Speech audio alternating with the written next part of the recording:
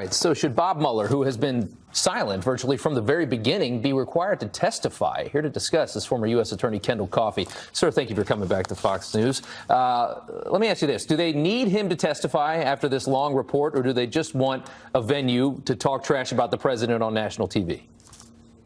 I don't think there's any need for Robert Mueller to come in and explain what he has already explained in incredible detail. It's a thorough document. It provides specifics. There's really a modest number of redactions compared to many such documents, especially with respect to the so-called obstruction area. It's enough already. He has done his job. There's no reason to call him in and criticize him, make a political show out of whether or not this very honorable prosecutor, who, by the way, was universally praised by Democrats a few weeks ago, should have to somehow be put under the microscope and subject to cross-examination on his own work. And by the way, I don't think it's a good precedent to call in prosecutors every time Congress members or legislators disagree with an important or controversial charging decision. But I guess what would be the harm in having him testify?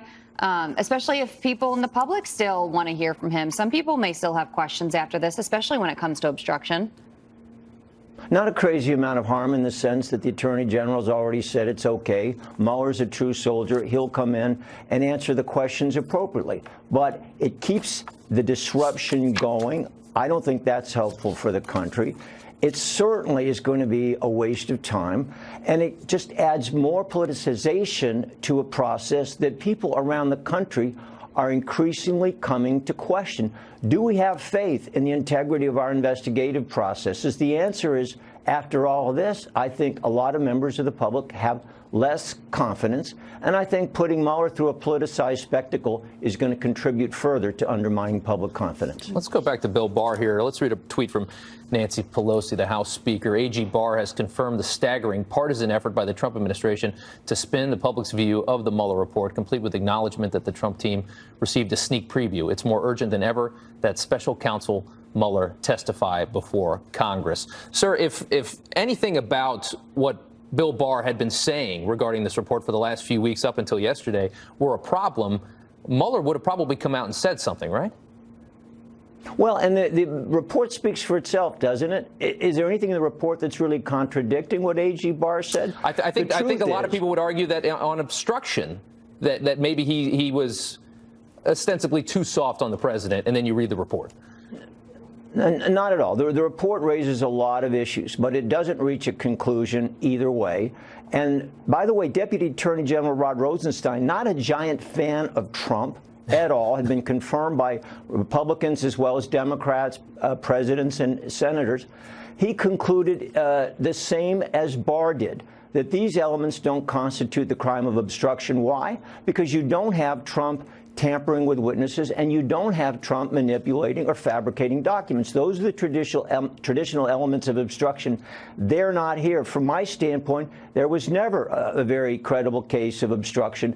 And now, with this report, with these findings, it should be the end of it. You know, I brought up Rod Rosenstein yesterday, and to your point here, I don't think people are talking about the significance of him enough right now, because you look at the fact that he was there from the beginning. He's made it very clear he's not necessarily the biggest fan of the president's. We'll just leave it at that. And he was there yesterday, standing there as William Barr, said everything he had to say about no collusion and no charges for obstruction. That is pretty significant, isn't it?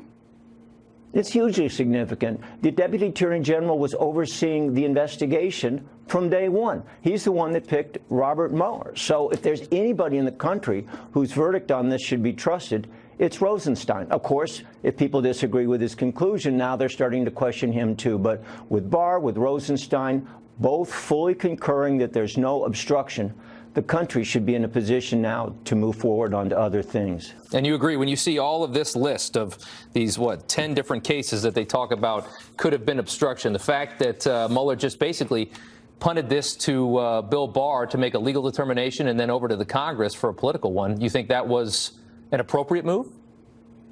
Well, I do. I think that it was clearly some discussion within the Mueller team maybe different views on it. They thoroughly investigated all the facts, but ultimately they could not find there was a criminal case of obstruction. And we recall when Ken Starr issued a report, it said that there is substantial and credible information showing that Bill Clinton lied under oath. You had specific findings to get fuel to an impeachment proceeding. You don't have that here.